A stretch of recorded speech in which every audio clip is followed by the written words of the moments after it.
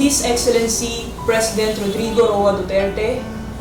Fourth, extremely urgent letter request to veto the following prohibition in the General Appropriations Bill for 2021. Forensic Laboratory Division. Nothing in the appropriation provided in this act shall be used for the salaries or compensation of personnel, travel allowance, meetings, and maintenance and other operating expenses of the PAO Forensic Laboratory Division. For being illegal and contrary to law, specifically Sections 2 and 3 of the Republic Act No. 9406, PAO Law, mandating the PAO to independently render free legal representation, assistance, and counseling. Sections 9 and 11 of RA No. 9745, Anti-Torture Act, mandating the PAO to render prompt and impartial investigation on torture cases and render legal assistance in the investigation, monitoring, or filing of a complaint. Sections 13 and 25 of RA 9262, Anti-Violence Against Women and Their Children Act, mandating the PAO to render legal assistance to women and children who are victims of violence. And RA number 10964, General Appropriations Act for the year 2018, authorizing the DBM to approve minor changes in the organizational structure and staffing pattern of agencies and create positions up to a division chief and equivalent level under the executive branch. An unconstitutional rider for violating Article 6, Section 26 of the 1987 Philippine Constitution that every bill passed by the Congress shall embrace only one subject, which shall be expressed in the title thereof. Article 3, Section 1 of the 1987 Philippine Constitution, that no person shall be deprived of life, liberty, or property without due process of law. Article 3, Section 1 of the 1987 Philippine Constitution, that no person shall be denied the equal protection of the law. And Article 3, Section 1 of the 1987 Philippine Constitution, that no person shall be denied the equal protection of the law vis-a-vis Article 3, Section 11, that free access to the courts and quasi-judicial bodies and adequate legal assistance shall not be denied to any person by reason of poverty. Contrary to jurisprudence, to wit, Lydia Ochoa v. Civil Service Commission, GR number 88979, February 7, 1992, on the doctrine of necessary implication. Judge Tomas C. Lainez v. Commission on Audit, GR number 143596, December 11, 2003, pronouncing that a general law does not nullify a specific or special law. Commission on Human Rights Employees Association versus Commission on Human Rights, GR number 155336, November 25, 2004, on the power of the Department of Budget and Management to create position. An oppressive violation of Civil Service Commission rules and regulations for career and permanent government workers, to wit, Rule 10, Section 50 of the CSC Revised Rules on Administrative Cases in the Civil Service. Tantamount to obstruction of justice in violation of Section 1 of Presidential Decree number 1829, punishing the act of preventing witnesses from testifying in any criminal proceeding or from reporting the commission of any offense or the identity of any offenders by means of bribery, misrepresentation, deceit, intimidation, force, or threats, tainted with grave abuse of authority and despotic, whimsical, and vindictive, tantamount to oppression and an illegal act, punishable even by the Ombudsman Act, to wit, Section 15 of RA number 6770, Ombudsman Act of 1989, which addresses acts or omissions which appear to be illegal, unjust, improper, or inefficient. Section 19, which addresses acts or omissions which are contrary to law or regulation, are unreasonable, unfair, oppressive, or discriminatory, are inconsistent with the general course of an agency's functions through in accordance with law, proceed from a mistake or law or an arbitrary ascertainment of facts, are in the exercise of discretionary powers but for an improper purpose, or are otherwise irregular, immoral, or devoid of justification. Section 26, which addresses acts or omissions which, contrary to law or regulation, unreasonable, unfair, oppressive, irregular, or inconsistent with the general course of the operations and functions of a public officer, employee, office, or agency. An error in the application or interpretation of law, rules, or regulations, or a gross or palpable error in the appreciation of facts, based on improper motives or corrupt considerations, unclear or inadequate, unexplained when reasons should have been revealed, or inefficiently performed or otherwise objectionable. Dear Mr. President, forgive us, Your Excellency, as we write to you anew pleading for your rejection and veto of the aforementioned surreptitiously inserted provision in the General Appropriations Bill for 2021. Our persistence on the matter is brought about by no other interest than our undying love for our clients and the nation, and our fervent desire for the rule of law and supremacy of our Constitution. The surreptitiously inserted provision violates the mandate of the Public Attorney's Office or PAO and prevents us from providing adequate legal assistance to our clients. Without forensic services, the intent of all the following laws empowering the poor, the oppressed, and the abused will be put at naught. RA 9406, mandating the PAO to independently render free legal representation, assistance, and counseling. RA number 9745, Anti-Torture Act, mandating the PAO to render prompt and impartial investigation on torture cases and render legal assistance in the investigation, monitoring, or filing of a complaint. RA number 9262, Anti-Violence Against Women and Children Act, mandating the PAO to render legal assistance to women and children who are victims of violence. And RA number 10964, General Appropriations Act for the year 2018, authorizing the DBM to approve minor changes in the organizational structure and staffing pattern of agencies, and create positions up to a division chief and equivalent level under the executive branch. The surreptitiously inserted provision is highly unconstitutional. It is inappropriate in a General Appropriations Bill, effectively removing or crippling PAO's investigatorial function. It seeks to amend in a General Appropriations Bill validly enacted and still valid and existing laws, particularly RA number 9745, Anti-Torture Act, and RA number 9262, Anti-Violence Against Women and Children Act. It thus violates Article 6, Section 26 of the 1987 Philippine Constitution that every bill passed by the Congress shall embrace only one subject, which shall be expressed in the title thereof. It also violates basic human rights, to wit, Article 3, Section 1 of the 1987 Philippine Constitution, that no person shall be deprived of life, liberty, or property without due process of law, because plantilla personnel will be deprived of their right to their salary and other entitlements.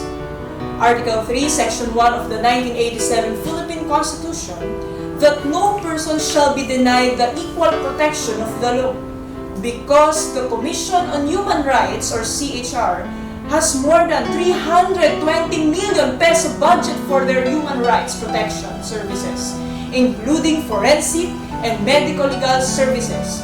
And Article 3, Section 1 of the 1987 Philippine Constitution that no person shall be denied the equal protection of the law, and Article 3, Section 11 that free access to the courts and quasi-judicial bodies and adequate legal assistance shall not be denied to any person by reason of poverty.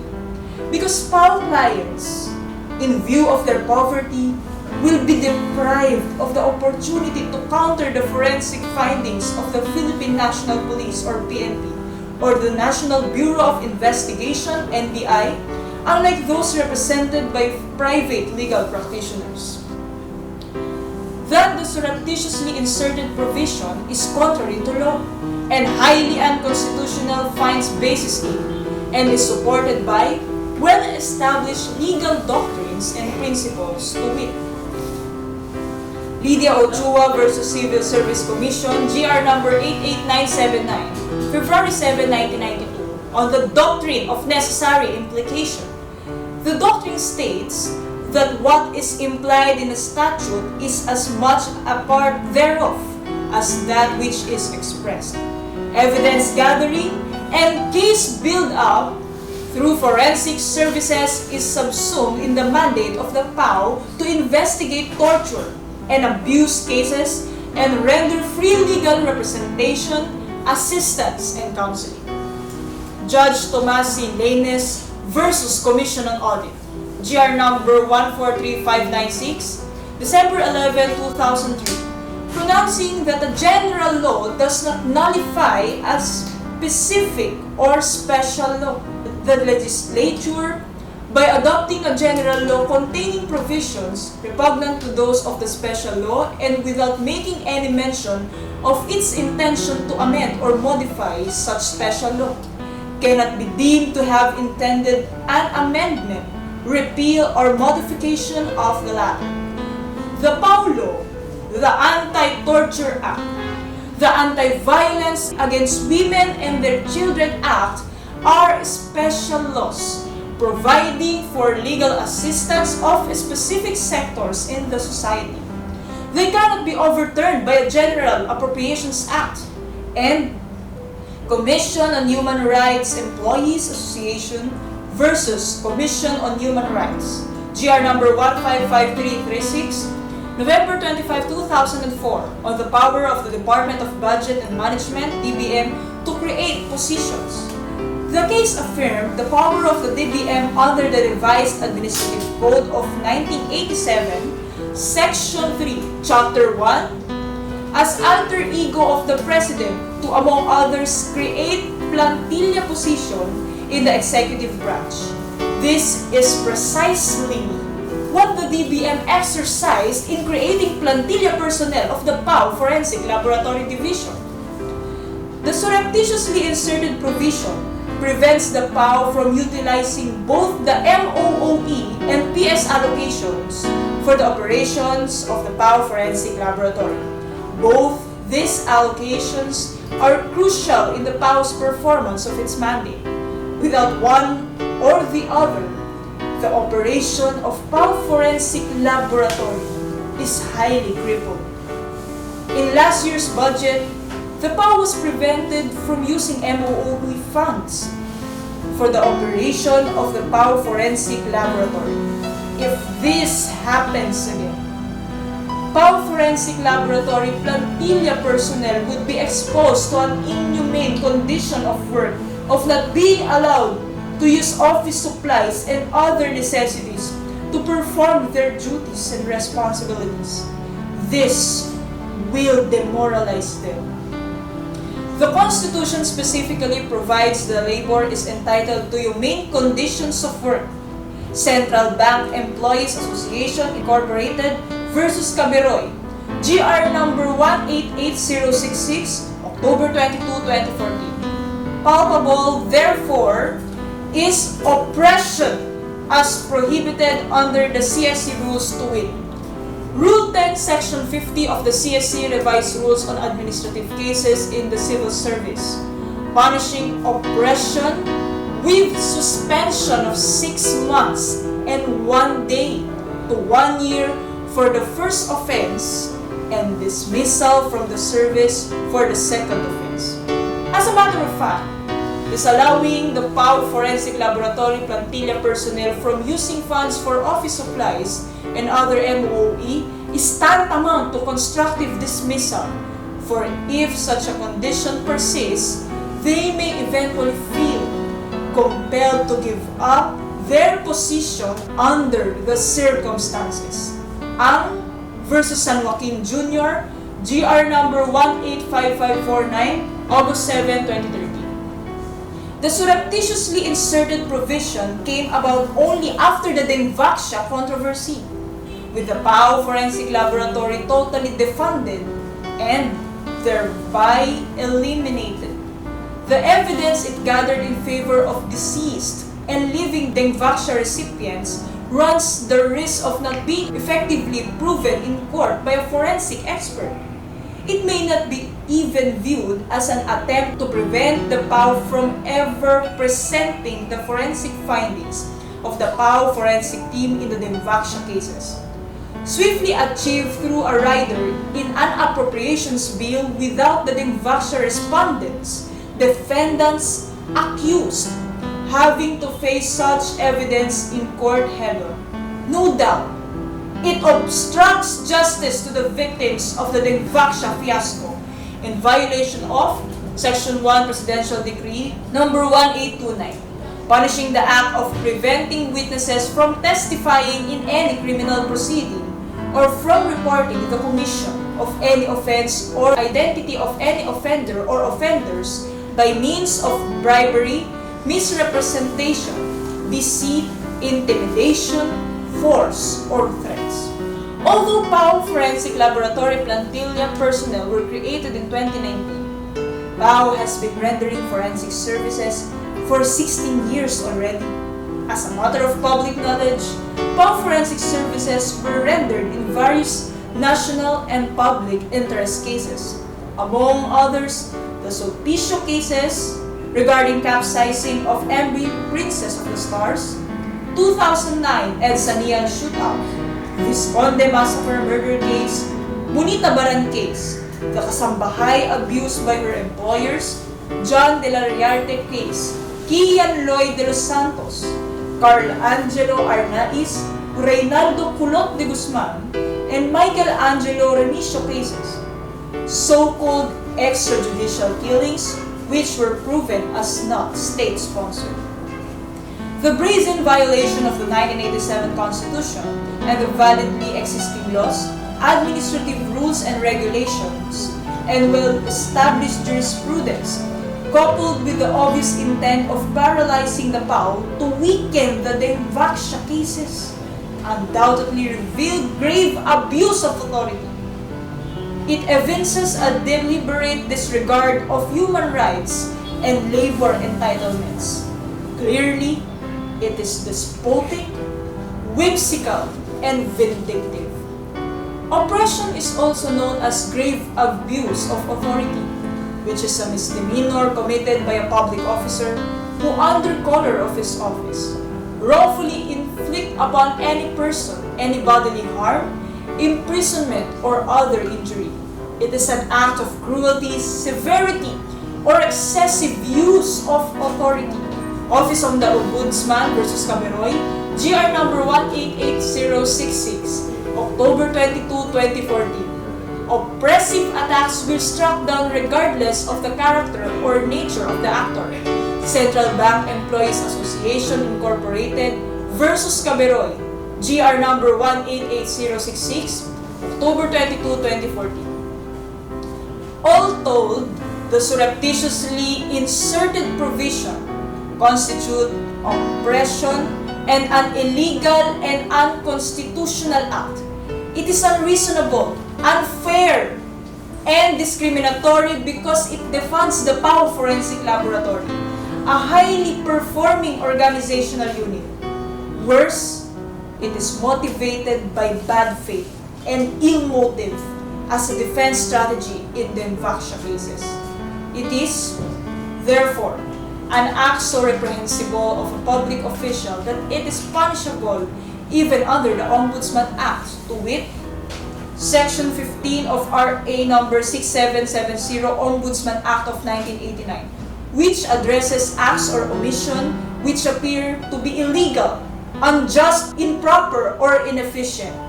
Section 19, which addresses acts or omission which are contrary to law or regulation, are unreasonable, unfair, oppressive, or discriminatory, are inconsistent with the general course of any agency's function, though in accordance with law, proceed from a mistake of law or an arbitrary ascertainment of facts, are in the exercise of discretionary powers but for an improper purpose, or are otherwise irregular, immoral, or devoid of justification.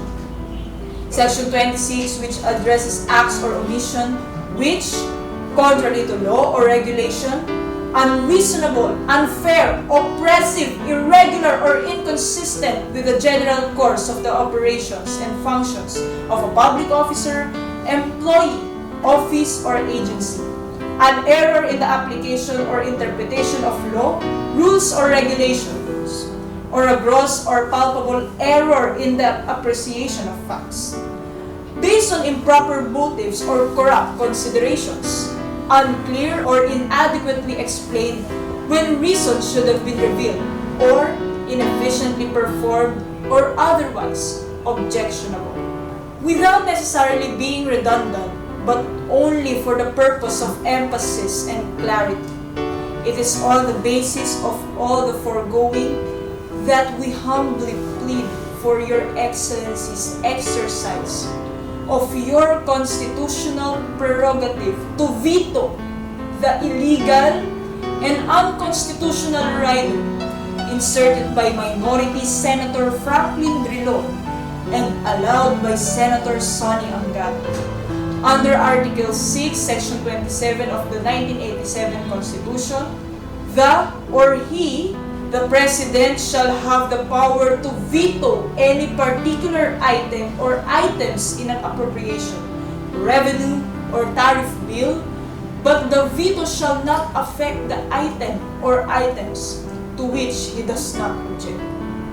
Although labeled as special provision, and even if it be treated as much, it is actually an inappropriate provision that should be treated as items for the purpose of the President's veto power, citing Henry v. Edwards, the Supreme Court in Gonzales v. Macaraig Jr., GR number 87363, November 1999. Discussed, just as the President may not use his item veto to assert constitutional powers conferred on the legislature, neither can the legislature deprive the governor of the constitutional powers conferred on him as Chief Executive Officer of the state, including in the General Appropriations Bill matters more properly enacted in separate legislation.